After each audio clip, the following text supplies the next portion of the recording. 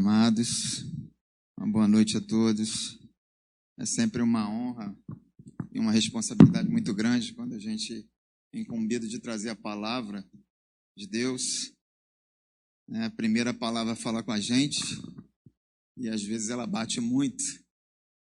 E às vezes a gente não se acha digno de compartilhá-la, mas o nervosismo sempre nos toma pelo esse peso de responsabilidade. Mas eu gostaria que você abrisse a sua Bíblia no livro de Gênesis, capítulo 34, e a gente vai ler o capítulo todo. É uma história muito interessante. Diz assim a palavra de Deus: Ora, Diná, filha de Lia, dera à luz a Jacó. Saiu para ver as filhas. Ora, Diná, filha de Lia, dera à luz a Jacó. Saiu para ver as filhas da terra. Viu a Siquém, filho do Heveu, Amor, que era príncipe daquela terra. E tomando-a, a possuiu, assim a humilhou. Sua alma se apegou a Diná, filha de Jacó, e amou a jovem, e falou-lhe ao coração. Então disse Siquém a Amor, seu pai: consegue-me esta jovem para a esposa.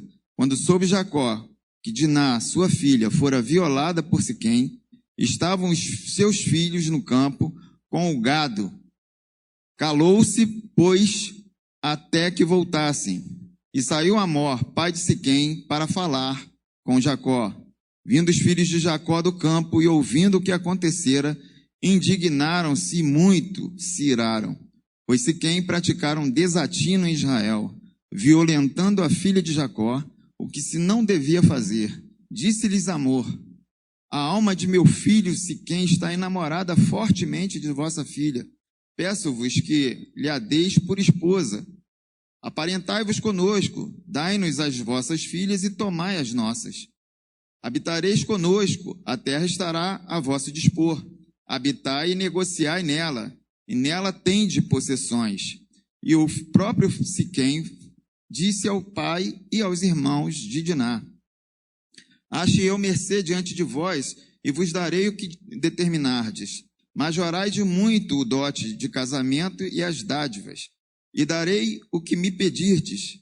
Dai-me, porém, a jovem por esposa.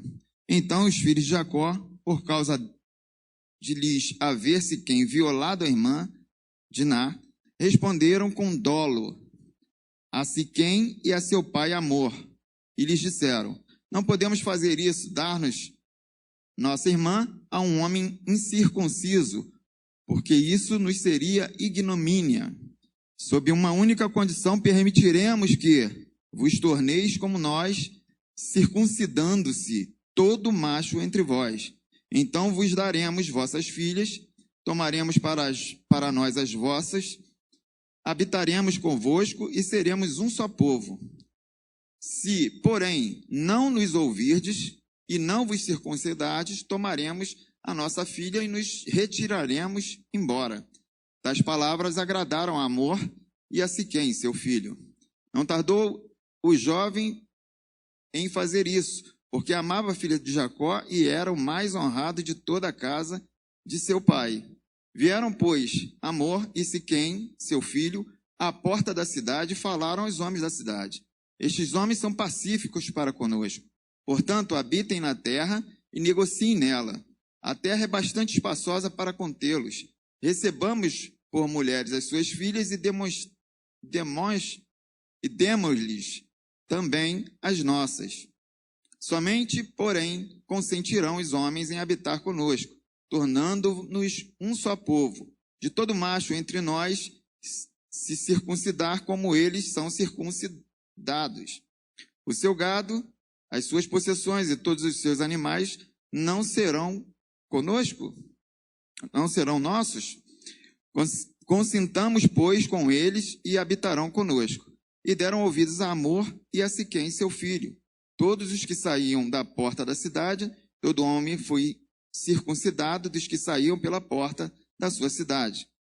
Ao terceiro dia, quando os homens sentiam mais forte a dor dos filhos de Jacó, Simeão e Levi, irmãos de Diná, tomaram cada um a sua espada, entraram inesperadamente na cidade e mataram os homens todos. Passaram também ao fio da espada a Amor e a seu filho Siquém. Tomaram a Diná, casa de Siquém, e saíram. Sobrevieram os filhos de Jacó, os mortos, e saquearam a cidade porque sua irmã fora violada. Levaram deles os rebanhos, os bois, os jumentos e o que havia na cidade e no campo, todos os seus bens e todos os seus meninos, e as suas mulheres levaram cativos e pilharam tudo o que havia nas casas. Então disse Jacó a Simeão e Levi: vós me afligistes e me fizeste odioso entre os moradores desta terra, entre os cananeus e os ferezeus, sendo nós pouca gente.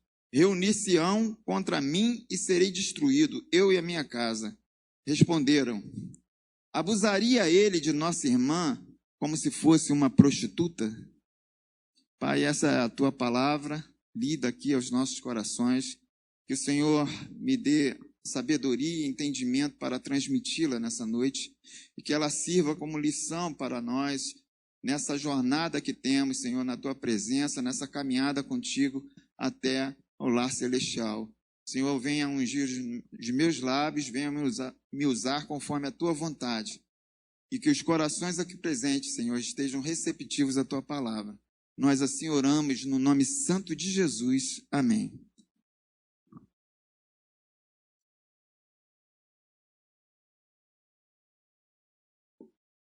Amados, enquanto eu ouvi uma pregação aqui, umas 2 semanas atrás, sobre a necessidade de construirmos altares, de termos uma conduta de consagração, de adoração.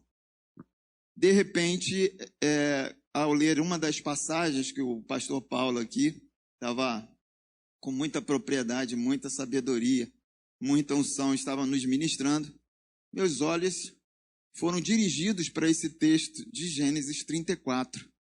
E aí a gente vê uma tragédia acontecendo, né? Uma tragédia que assolou praticamente, que manchou a vida de um patriarca. Era o terceiro patriarca, aquele homem que tinha recebido tantos ensinamentos de seu pai Abraão, como foi ministrado pelo pastor Paulo, construção dos altares. Abraão, em todos os lugares que Abraão passava, ele construía um altar de adoração. E a gente entendeu naquele momento da palavra que Deus está nos chamando, nos convidando para construir um altar onde a gente se encontra.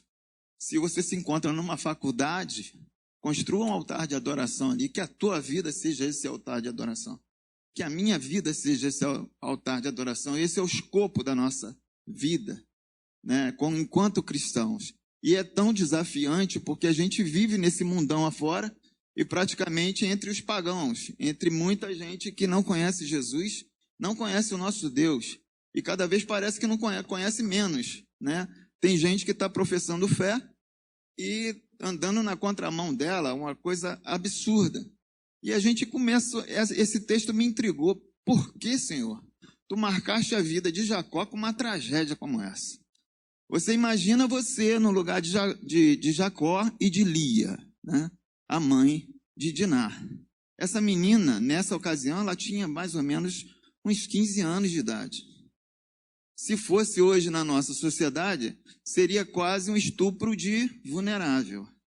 Quer dizer, estupro presumido, né? Independente do consentimento, ela teria sido estuprada em razão da fase de inocência.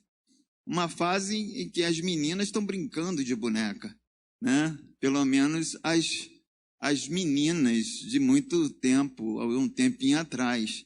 Ainda existem meninas brincando de boneca, graças a Deus, ainda existem meninas e meninos inocentes. Por isso que ainda, na nossa legislação, ainda existe o estupro de vulnerável, e a pena não é branda para o estuprador, né? Mas, enfim, se coloque no lugar de Jacó. Jacó estava ali numa terra estranha e, de repente, ele se depara com essa notícia. A filha dele havia sido estuprada. E aí, você continuaria crente? Será que a gente continuaria crente, sabendo que uma filha, uma sobrinha, ou um filho foi violentado numa terra, né? Qual seria a sua reação diante de uma situação tão absurda dessa, né? E quando a gente vê no texto anterior, ao capítulo 34, Jacó tinha feito um discipulado com Abraão. A primeira coisa que Jacó faz, né, nessa transição, porque era para Jacó passar por ali, mas era só para passar, porque havia um comando de Deus que era para ir para, como foi bem explicado pelo pastor Paulo, era para ir para Betel. E a gente sabe que o significado de Betel é casa de Deus. Então, quando Jacó recebe um comando de vai para a casa de Deus, e ele recebe o perdão do seu irmão nessa trajetória, porque ele andava com medo. Ele andava com medo por conta de outra decisão ruim e outra escolha muito ruim, que foi a questão de tentar atingir a finalidade com um meio ilícito.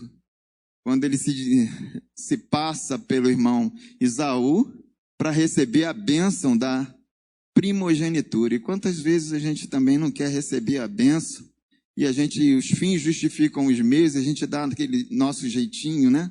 Para a gente chegar logo no fim, que é a bênção. E a gente só visa isso, no momento que a gente está visando a bênção, a gente só vê isso, cara, só vê a vitória, né? Tem até um jargão evangélico muito utilizado agora, que é, com Jesus é só vitória, né? Com Jesus é só vitória, mas tem uma mentirinha no meio, tem uma casquinha de banana, tem um engano. Com Jesus é só vitória. E aquilo ali que parecia ser uma ideia maravilhosa, inclusive Jacó teve incentivo de sua mãe, né? Vai lá, ele não liga para a bênção. E aí, enquanto Esaú estava com fome, todos se recordam dessa história, Esaú estava com muita fome, Jacó chega e faz uma proposta. E aí? Tem uma sopa aqui de lentilha. Está afim da sopa? Vai me dar a benção? E aí a gente abre outro parêntese. Cuidado com a sua fome. Porque quando você está com fome, você comete muita besteira, faz muita besteira até por um prato de lentilha, né? Dizem os estudiosos aí que você não deve fazer compras no mercado com fome, porque você vai encher o carrinho. Você vai igual um desesperado se você tiver fome. Se tiver com fome, não tome decisão com fome. Isso já é um ensinamento. Quando tiver com fome, quando tiver irado, não tome decisão. E esse texto que a gente acaba de ler é uma lição para isso que nós temos, né? Não tome decisão com ira e nem tome decisão quando estiver triste. Não tome decisão quando estiver eufórico demais. Porque você pode ir no ímpeto do engano. Porque quando você está na euforia, não sei se vocês já se depararam com uma tática de marketing, né? Os marqueteiros daí da vida, eles acabam te iludindo. Eles falam assim, cara, e te apresenta um mundo de sucesso para vender o curso dele, para vender o sucesso dele. Aliás, as redes sociais são assim. Eles te vendem sucesso. Ninguém compartilha derrota nas redes sociais. Isso tem sido a razão de muita gente entrar em depressão, né? Porque as pessoas veem, poxa, a vida lá fora está tão interessante, cara. E eu aqui num culto de quinta-feira ouvindo Davi Pegoraro pregar, que ele não tem muita coisa a acrescentar na minha vida, mas lá fora parece legal. Os caras conseguem ganhar dinheiro com tanta facilidade, todo mundo é shapeado, todo mundo tem o corpo ideal, e eu aqui estou igual E começa você desejar as coisas de lá, desejar as coisas do mundo. E o problema de você tentar cometer um deslize, mas aquele deslize pequenininho que você vai ter um resultado bom, de falar assim, não, isso aí depois se resolve. É que depois que vem o problema, você vive correndo por conta da culpa. Tu imagina você enganar alguém, e Jacó estava nesse momento aqui, era um momento posterior que ele recebe o perdão do seu irmão. Ele estava esperando o quê? Ele estava esperando uma vingança. Ele estava esperando um rio de sangue. Quando ele encontra com o irmão dele, o que ele recebe de seu irmão? Ele recebe um abraço. Eles choram, se quebrantam ali. Poxa, meu irmão, eu estou feliz em te ver. Que bom que eu te vi, que eu te encontrei. O que era para ser uma tragédia na família de Jacó, ele, em ato anterior, esse texto que a gente lê, ele recebe o quê? Graça. Graça. Foi mais ou menos aquilo que a gente recebeu de Jesus. Mais ou menos não, foi exatamente isso que a gente recebeu de Jesus. Quando a gente esperava a mão, a condenação, Jesus veio com misericórdia e graça, e ele estendeu a mão e falou assim: meu filho, você está perdoado.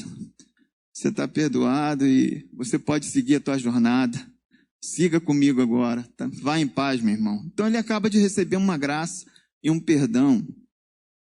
Jacó também certamente sabia o preço de uma desobediência, porque a história de Ló também era algo que estava marcado na memória dele. Jacó ainda não era nascido, mas Ló, ele estava em Sodoma e Gomorra e chega ali e recebe um comando de Deus: sai daí porque eu vou largar fogo na cidade.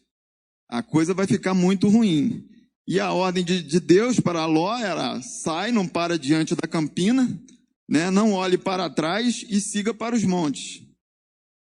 Mas ao contrário, Ló consegue negociar com Deus, vai: não posso subir o monte, e vai para outro local. E ali, naquela trajetória, a mulher de Ló olha para trás. Isso tudo fazia parte da história de Jacó. Como um homem de Deus, ainda tomou decisões equivocadas, erradas. E quantos de nós, ainda que homens e mulheres de Deus, pais e mães, filhos, quantos de nós não tomamos uma decisão equivocada e acabamos contrariando, tendo consequências terríveis? E essa passagem foi uma dessas consequências, em que Jacó para em Sucote, mas era para ir para Betel. E Betel anteriormente era o quê? Considerada casa de Deus, mas antes disso, quando Abraão constrói um altar lá, ela era conhecida como Luz. E aí fica mais uma lição para nós sobre essa trajetória de Jacó. Quanto mais afastado da luz, mais longe a gente está de Deus. Mais em trevas a gente vai estar. Mais afastado, mais erros a gente tem chance de cometer. Betel, a casa de Deus, Betel, luz, era o lugar que Jacó tinha que estar. Interessante que o texto de Salmo, ele nos traz esse princípio. Se a gente está perto de Deus, a gente está perto de sua palavra, a gente tem a luz de Deus. Se a gente está perto da palavra, a gente tem luz. Se a gente está longe da palavra, porque a gente tem o contrário, a gente tem trevas. Salmo 119, versículo 105 diz assim: lâmpada para os meus pés é a tua palavra e luz para os meus caminhos. Mas muitos nesses dias têm se afastado da palavra do Senhor. E quanto mais longe da palavra de Deus, quanto mais afastado da palavra de Deus, mais perdido a gente fica.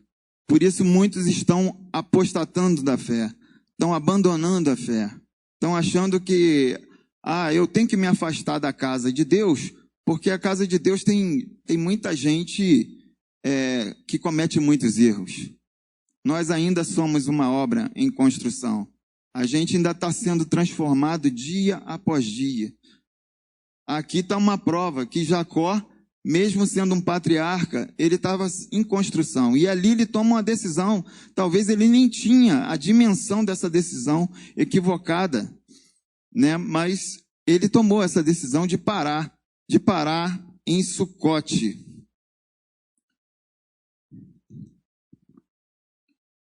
O comando era voltar para a casa de Deus, para o lugar de luz, mas ele para em Sucote. Sucote significa palhoças. Palhoças é uma casa rústica de palha, um lugar próximo de Siquém, que ele passa ali, ele expande, ele coloca a tenda ali naquele lugar. Outra advertência do Senhor, a gente tem que prestar atenção aonde a gente coloca e a gente arma a nossa tenda. A gente não pode armar a nossa tenda no território da iniquidade, porque ali certamente você e eu seremos contaminados. E ali ele pega aquela tenda, ele expande ali e achou boa a ideia, ele gostou do local, ele achou interessante ali, e ele vai e constrói uma casa. Ele constrói abrigo para os rebanhos. E dizem os estudiosos que essa parada de Jacó, que não era só transitório, ele tinha que voltar para Betel, para a terra dos pais, ele ficou ali durante 20 anos. Ele fica nessa terra durante 20 anos.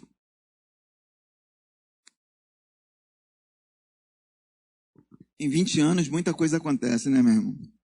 20 anos longe da casa de Deus, longe da luz, o que não pode acontecer? Muitos optam por essa alternativa, que não é uma alternativa para quem conhece a Deus. Especialmente para quem um dia foi encontrado nas trevas e que foi convidado e já conhece o território de lá. Mas às vezes o sujeito é tentado a voltar para lá. Especialmente quando volta, quando vê o sucesso, o pseudo-sucesso das redes sociais, do mundo, do mundão. Jacó para ali, fica durante 20 anos, e aí vem o versículo 1, que diz: ora, Diná, a filha de Lia,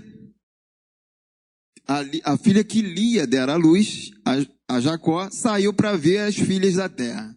Quer dizer, essa menina, ela é curiosa, ela vai querer saber como é que as moças da localidade se comportavam, qual é o estilo de vida, como é que a gente é. Parece ser interessante esse povo que vive aqui.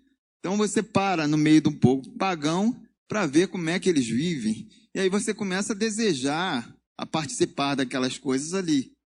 Muitos jovens, não só jovens, mas também homens e mulheres de todas as idades, se sentem assediados para poder conhecer aí. Vamos lá. Aí, dá uma parada na tua trajetória, dá uma parada, dá uma pausa na tua vida cristã e vamos ali, cara. A vida ali vamos experimentar uma balada, vamos experimentar uma carreira de cocaína, que é legal, tu fica bom. Eu, em toda essa minha trajetória cristã, quantos eu não vi? Muitos foram criados comigo, eram embaixadores do rei, tiveram as mesmas lições, os mesmos ensinamentos, mas receberam aquele canto da sereia, receberam aquele convite do inferno, falaram assim, cara, vamos ali, a gente vai tomar só uma cervejinha, e da cervejinha o cara se descambou para outros vícios, vício de cocaína, daqui a pouco não tinha dinheiro para pagar, foram assassinados, não tinha dinheiro para sustentar a droga, pegava fiado, foram assassinados. Outras meninas se prostituíram, outros se perderam completamente, mas a grande maioria morreu na cidade, naquela localidade, naquela realidade que eu vivia. Então, essa menina dá uma parada ali para poder conhecer os costumes daquela localidade. E uma pergunta que não quer calar: aonde estava Jacó e Lia, que deixaram a menina de 15 anos sair sozinha? E isso traz para a gente uma lição, nós pais. Hoje parece que você educar filho está um problema muito grande, porque você não pode falar mais nada, você não pode colocar limites, porque vem conselho tutelar em cima, basta uma denúncia que já gera uma desconfiança que você é excessivo, que você está querendo limitar a criança, uma alienação da criança. Enfim, você está tolhido a não poder educar. E a menina, a mãe da menina, os pais da menina, o Jacó não poderia ter deixado essa menina caminhar sozinha, os irmãos dela, caminhar numa terra, ainda mais numa terra de iniquidade, uma terra em que não tinha como princípios e valores os princípios e valores da família de Jacó, de uma família patriarcal. Jacó ali constrói um altar, mas ele constrói um altar numa casa, numa terra estrangeira, mas ali tem um grande compromisso de dar um testemunho. Ele tinha que ter dado um testemunho muito condizente com o altar que constrói. E às vezes, pastor Paulo, ele cita na mensagem dele dizendo: é importante que você construa um altar de adoração. Em todos os lugares que você caminhe, onde você passar, que você construa esse altar de adoração. Mas tão importante quanto construir um altar de adoração é andar em conformidade com ele. Porque às vezes o altar de adoração, ele pode ser uma evidência, uma manifestação da glória de Deus, mas pode ser também um objeto de escândalo. E nesse caso aí, depois dessa tragédia, parece que o efeito foi contrário à construção do altar. Então não adianta eu construir um altar de adoração e andar na contramão dele. E contrariar tudo aquilo que eu construí. Existe um compromisso meu e seu de a gente andar em sintonia, em harmonia com aquilo que a gente prega, com aquilo que a gente canta, com aquilo que a gente constrói. Existe uma responsabilidade muito grande, para mim e para você, de a gente ser representante de Deus na terra.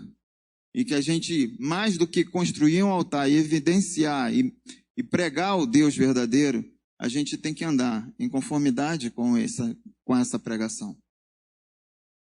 E aqui a gente vê como o desdobramento da história, como se isso já foi uma tragédia, a menina ter sido violentada e estuprada. Mas os desdobramentos disso se tornam piores.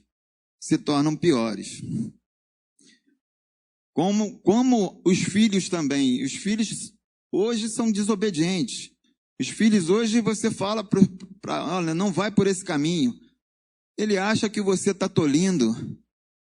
E você não pode limitar porque você está me pressionando. E hoje é muito difícil, porque você vê uma realidade paralela disputando com você a educação dos filhos. Eu vivo praticamente essa dificuldade. Porque tem um momento que você chega e fala, não vai fazer e pronto.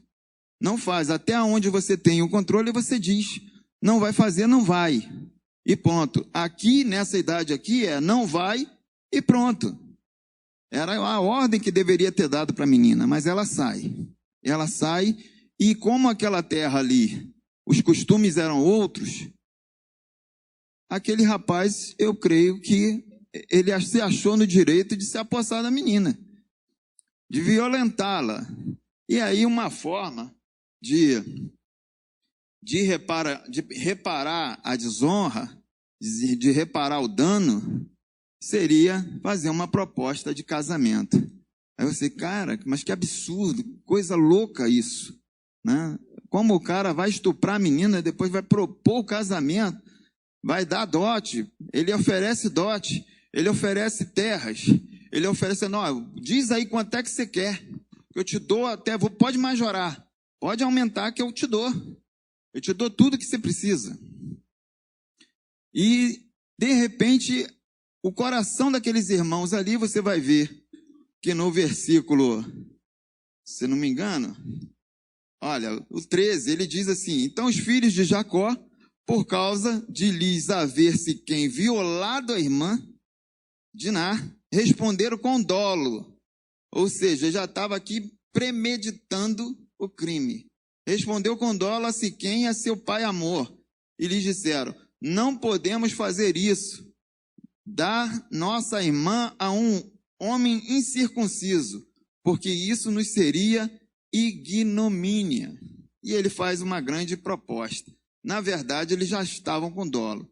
Se a gente ler Deuteronômio 22, 25, você vai ver, depois você consulta lá, a Bíblia, que violar, estuprar uma mulher, a pena, essa lei é baseada no costume, porque no costume de Israel, a pena era o apedrejamento até a morte.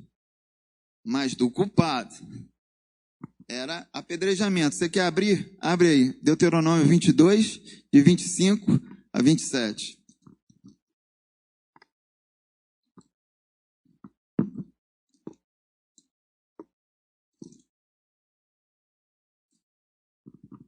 Diz assim a palavra: porém, se algum homem no campo achar moça desposada e a forçar e se deitar com ela, então morrerá só o homem que se deitou com ela. A moça não farás nada, ela não tem culpa de morte, porque como o homem que se levanta contra o seu próximo, ele tira a vida, assim também é este caso. Pois a achou no campo, a moça desposada gritou e não houve ninguém que a livrasse. Então, a previsão era a morte. E a morte, em outro texto bíblico, a gente vai encontrar que a morte era pelo apedrejamento e do agressor. Apedrejamento do agressor. Bom, eles maquinaram, eles tramaram algo fenomenal. O que eles oferecem ali? Falam assim, tudo bem, a gente pode concordar com vocês, mas vocês têm que circuncidar, se circuncidar. Se circuncidar é falar assim, olha, a gente pode fazer uma aliança, mas vocês têm que ter uma aliança com Deus. Aquele povo não tinha uma aliança com Deus. Aquele povo era um povo pagão, eles tinham outra deidade. E aí vem o grande engano. A gente acha que ter uma aliança com Deus, ela é baseada somente num ato exterior. Que a gente simplesmente vai lá, faz um corte no prepúcio e resolve o problema. Ou a gente vai lá e faz uma aliança, demonstra que fez uma aliança com Deus, vem aqui no dia de ceia, toma a ceia e está tudo certo, está tudo resolvido. Mas a palavra de Deus diz que a aliança com o Senhor hoje, na atualidade, é uma aliança de coração. A circuncisão, ela é no coração. Não dá para você ter aliança com alguém que anda em trevas. Não dá para você ter aliança com quem pratica outras coisas, com quem tem outros deuses, tem outros costumes, tem outro estilo de vida. Não dá para ter aliança com pagão. Não dá para você fazer aliança com pagão se ele não tem a vida transformada ainda. Pelo contrário, o que Deus quer fazer comigo e com você é que a gente seja esse modelo a ser seguido. Seja essa referência para que eles conheçam o Deus de Israel, o Deus verdadeiro. Para que eles conheçam a salvação. Então, foi essa a reação dos filhos de Jacó, tramando um crime, uma chacina. Na verdade, eles estavam tramando uma chacina, tentando ali eliminar praticamente não só o povo, o agressor, mas queria eliminar mais gente, um povo inteiro. E aí a gente vê o grande problema. Aquele rei, Amor, e o príncipe Siquém oferecem aí o casamento como uma forma de reparação de dano. E uma curiosidade que a gente às vezes acha absurdo, porque era uma sociedade totalmente arcaica. Mas isso tinha previsão no nosso Código Penal, vocês sabiam disso? Até 2005, isso tinha previsão no Código Penal. O estuprador, se ele se oferecesse, se ele se casasse com a vítima, ele teria ali a pena extinta, a extinção da punibilidade. Estaria excluída a punibilidade se ele tivesse. Então, e essa é uma lei lá arcaica, do Brasil colônia, que veio para o nosso Código Penal. Somente depois de uma decisão do Supremo Tribunal Federal que esse artigo saiu da lei, artigo 107, quem tiver curiosidade, vê lá o revogado, artigo 107, 7 do Código Penal. E era assim. Então, para o agressor ficava muito fácil. Olha a saída para o agressor. Ele estuprava a vítima, depois ele oferecia, né, o casamento, e ali estava extinta a punibilidade. Assim, é uma aberração jurídica, como várias no nosso país, né? Várias aberrações jurídicas. E aqui a gente vê os filhos de Jacó tramando, então, a justiça com as próprias mãos, a vingança. Então, quando a gente tem a vingança como norte para fazer justiça, e eu já vi a justiça feita pelas próprias mãos, há muito tempo atrás, né? Não vou dar nomes, evidentemente, mas eu já vi um rapaz acusado de estupro de vulnerável sendo linchado até a morte pela população. O risco de você fazer justiça com as próprias mãos é tão absurdo que não dá para você imaginar. E, na verdade, depois a coisa se elucidou, porque foi na investigação, descobriram que a mãe estava interessada no acusado, né, a vítima do linchamento, e ele não quis nada com ela.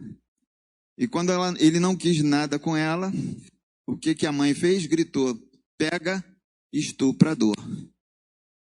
E aí, primeiro a população, isso incita o ódio, a ira, e derrubaram o rapaz e lincharam até a morte. Assim, debaixo, nas barbas da polícia. Enfim, é uma coisa que a justiça com as próprias mãos é algo abominável, porque mataram o inocente. E assim foi os filhos de Jacó, tramaram tudo. Jacó se calou, esperou os filhos voltarem do campo, e os filhos fizeram essa proposta, e eles dissimularam ali naquele momento um acordo. Fraudaram um acordo. Dizendo: não, a gente vai fazer, tá tudo certo, faz a circuncisão lá. Planejaram essa vingança. E ali, para quem não sabe, também tem outra aberração jurídica na nossa legislação, que seria a legítima defesa da honra. Não sei quantos já ouviram falar em legítima defesa da honra, que inclusive foi até objeto de proposta no nosso código agora de reforma do nosso Código Penal, um retrocesso, para que se voltasse a legítima defesa da honra, que era alguém poder matar para defender a sua honra, seu bom nome, a sua imagem.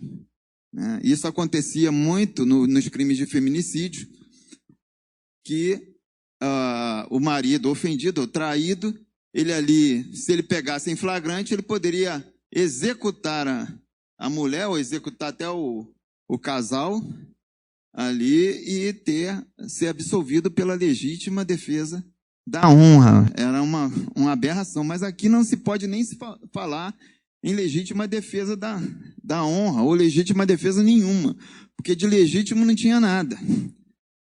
Aqui já tinha se passado o estupro. E quando a gente vê a legítima defesa, a gente vai ver que a legítima defesa tem que ser iminente, tem que ser a reação iminente ao ocorrido. É onde você está imbuído de fortes emoções, e ali você vai lá e pratica um crime, porque com base naquilo que você está vendo. É quando você vai salvaguardar a vida de alguém, que é o que você vai ver que alguém vai tirar no outro, e de repente você vai lá e toma a arma do cara, ou você desfere um tiro e mata. É só um tiro, porque o segundo já é homicídio. Entendeu? Mas não é isso que vocês veem nesses vídeos aí, que você acha que é uma legítima defesa, né? O cara foi lá, deu um tiro, o cara caiu, foi lá, descarregou tudo em cima do outro. Aí já é excesso.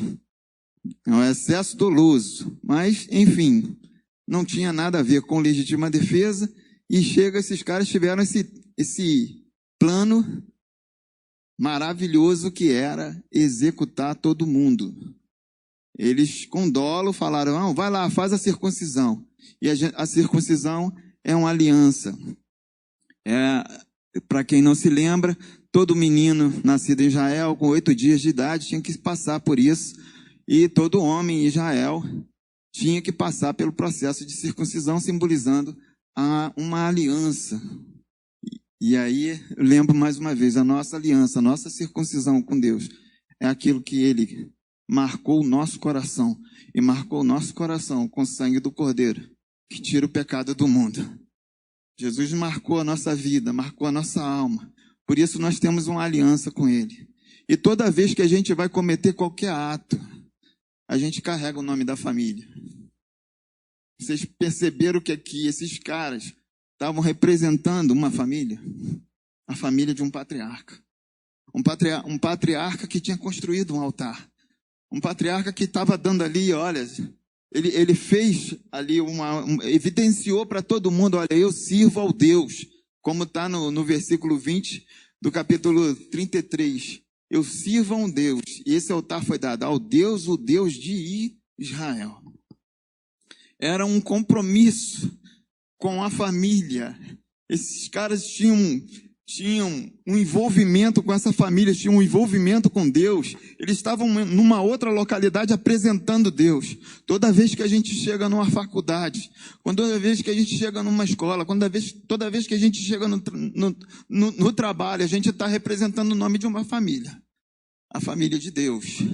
Toda vez que um de nós cai, que um de nós erra, falha, a dor tinha que ser em nós. Cara, mais um irmão nosso caiu. Por quê? A queda não foi só dele, a queda foi nossa. Cada vez que vem um fato negativo, esse fato negativo, ele esbarra, ele respinga na gente.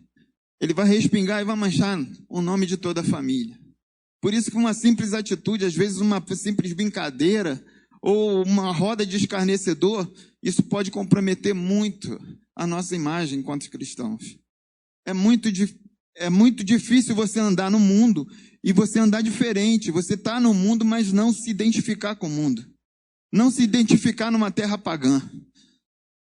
Existe aqui um desafio para mim e para você nesses dias, de ter uma vida tão santa, tão pura, tão comprometida com Deus, que quando a gente chega no nosso trabalho, ali está o homem de Deus. Em alguns momentos eu era apelidado de pastor nos setores. Ô pastor, ainda que eu pregasse, um dia ainda me converto. Você vai chegar lá, cara, estou orando por você. Mas enfim, a gente tem essa identidade, a gente carrega esse nome. E os filhos de Jacó, parece que a ira foi tão grande, a raiva foi tão grande, o desejo de vingança foi tão grande, que eles quiseram o quê? Eles quiseram foi executar o plano deles. Eles não se lembraram que eles estavam carregando o nome da família. Eles não se lembraram do altar que o pai construiu. Eles não se lembraram de nada. Eles não se lembraram que eles teriam que testemunhar ali. Trazer o testemunho do Deus de Israel. O Deus que era diferente. Que traz uma justiça diferente, como o pastor Maurício pregou por esses dias, domingo pela manhã, de forma muito maravilhosa, mostrando que a justiça de Deus é diferente. A justiça de Deus não é baseada numa vingança, não é baseada em sentimentos de raiva, de ódio. E o que eles fazem? Eles simplesmente ignoram aquilo tudo. E eles fazem assim, faz uma circuncisão aí, convence o seu povo, tem que ser todo mundo. E a vingança tem essa diferença da justiça, porque a justiça traz um equilíbrio social. A justiça traz a resposta ao dano, mas de forma equilibrada, porque ela tem uma função social de pacificar a sociedade, não de gerar, de alimentar uma violência que, se a gente vê a vida de Israel, aquele conflito na Palestina, isso não se encerra nunca, porque a vingança, ela tem sede de morte, de matar, ela tem sede de repetir a violência. A vingança não resolve, mas como bem salientou o pastor Maurício naquela pregação, o que resolve a ira é o perdão. Era o perdão. por mais absurda que parecesse a proposta daquele povo pagão, parece que era mais equilibrada do que a atitude daqueles filhos de Jacó, que foi promover uma chacina e uma matança geral. E além disso, ainda pega os meninos, pega todos os bens e acumula tudo. E leva todos esses bens para casa. Enfim, enquanto aqueles homens, o pai Amor e seu filho, Siquém, eles concordaram com a proposta, eles foram lá convencer a população a fazer aquela circuncisão. E ali, quando estava todo mundo debilitado, na fase de recuperação, a pior fase, os homens estavam sem reação.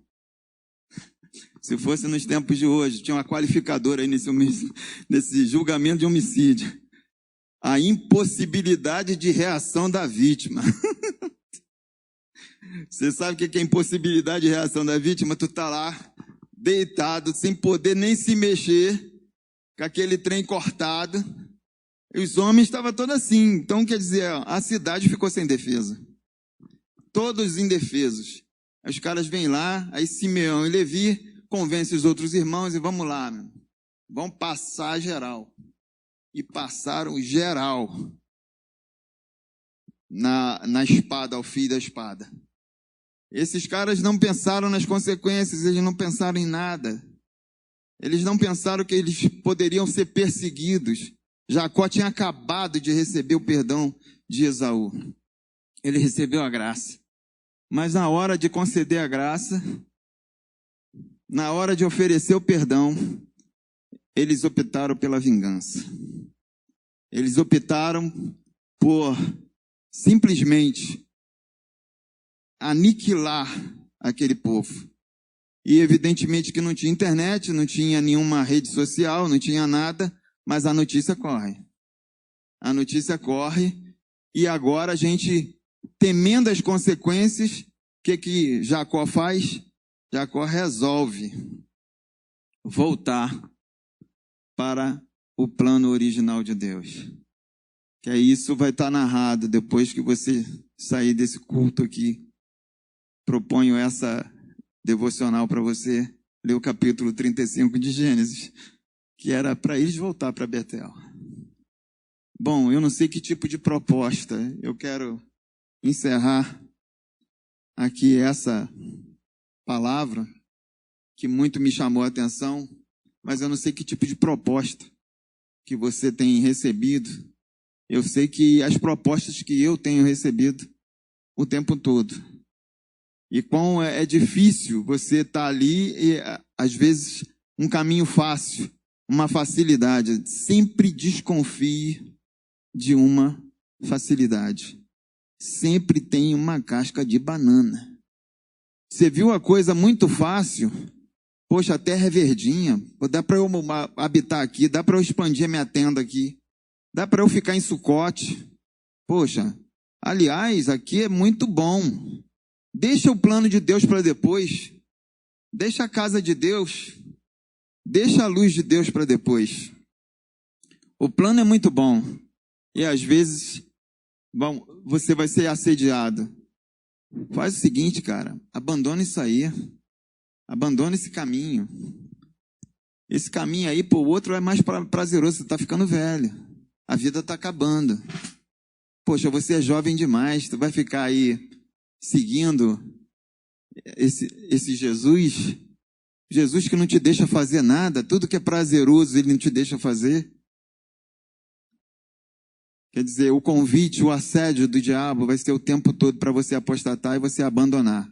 Abandonar a casa de Deus, abandonar a luz. E você às vezes se esquece que você foi tirado de lá. Você foi tirado das trevas, desse mundão aí, você está desejando as trevas de novo. Você está desejando andar longe, distante dos projetos de Deus. E o projeto de Deus é que você seja feliz. Feliz com a vida de acordo com o padrão dele. Que você constitua uma família. Que você guie seus filhos. Guie a sua parentela no caminho da verdade, no caminho da retidão, num caminho de luz. Todos nós fomos chamados um dia para cumprir um propósito divino. Jesus não nos chamou para uma simples, eu sou salvo e está tudo bem. Hoje é você, hoje sou eu, que temos a missão de anunciar e construir esse altar. E sermos representantes desse altar. E sermos representantes de uma família, a família de Deus. Se você sente esse desejo no coração de estar caminhando e você está sentindo muita dificuldade nessa caminhada, eu quero convidar você a entregar isso ao Senhor nessa noite. Entregar ao Senhor o teu chamado. Você tem um chamado. Você tem um chamado de santidade. Você tem um chamado para o propósito, para cumprir um propósito divino. Você é uma Bíblia ambulante. Eu costumo dizer isso aqui. Eu e você somos essa Bíblia. E quanto mais a gente estiver comprometido com a palavra de Deus, quanto mais a gente estiver perto da palavra de Deus, quanto mais a gente estiver perto da luz divina, mais a gente consegue resplandecer essa luz. Assim resplandeça a vossa luz diante dos homens, para que vejam as suas boas obras e glorifiquem a vosso Pai que está nos céus. Gostaria de convidar o pastor Manel para que fizesse uma oração. Se você tem se sentido fraco nessa trajetória, nessa jornada, nessa caminhada, que você entregue isso a Deus nessa noite. Senhor, eu não estou conseguindo sozinho. As minhas forças estão se esvaindo. Eu não sinto mais a tua presença. Eu não sinto mais o meu coração queimar. Eu estou deixando que a ira tome conta do meu coração. Senhor, tira todo sentimento de ira, todo sentimento de ódio, todo rancor, todo pesar, todo fardo. Entrega o teu fardo ao Senhor. Entrega a tua dificuldade ao Senhor. Você pode orar ao Senhor mesmo em pensamento. O pastor Manuel vai estar orando por todos nós agora. Ó Deus, ouvimos, Senhor, a tua palavra nessa noite.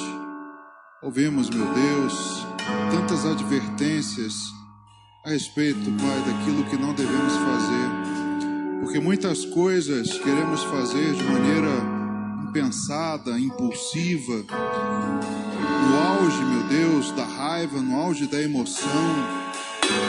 Ó Pai, queremos tomar atitudes, mas que não são a tua vontade, não são o teu desejo, vão na contramão, meu Deus, dos teus desígnios. Ó Senhor, nós precisamos da tua graça, da tua misericórdia. Que o Senhor nos conduza, nos dirija nesse momento. Que nós possamos ter discernimento, sabedoria, a unção, meu Deus, comunhão contigo, para que no momento em que estivermos no limiar, Pai, do erro, da atitude, que possamos ouvir a tua voz e recuar, meu Deus. Nós temos, ó Pai, essa opção. Temos a opção de ouvir a tua voz. Aquele que está na iniquidade, aquele que está no pecado, na escravidão, nas mãos de Satanás, esse não consegue ouvir a voz do doce, adorado Espírito Santo. Mas nós podemos, meu Deus, temos essa opção. Que possamos dar lugar, meu Deus, à tua voz nesses momentos. Meu Deus, que cada um de nós possa perseverar, continuar edificando sua vida, construindo os altares, meu Deus, te servindo com integridade, com retidão. Que possamos valorizar, meu Deus, aquilo que o Senhor coloca na nossa mão, os lugares em que pisarmos, meu Deus, tudo que fizermos, tudo que recebermos de Ti, que possamos, meu Deus, fazer com graça, com honra, que o Senhor seja glorificado, que possamos fazer o melhor, meu Deus. Fala conosco, Deus, fala conosco muito mais do que o irmão Davi pôde falar nessa noite. Nos ajuda, Pai, a trilhar o bom caminho da fé contigo. É a oração que fazemos, Pai, pedindo tua graça, pedindo o teu favor sobre cada um de nós. E fazemos isso em nome de Jesus.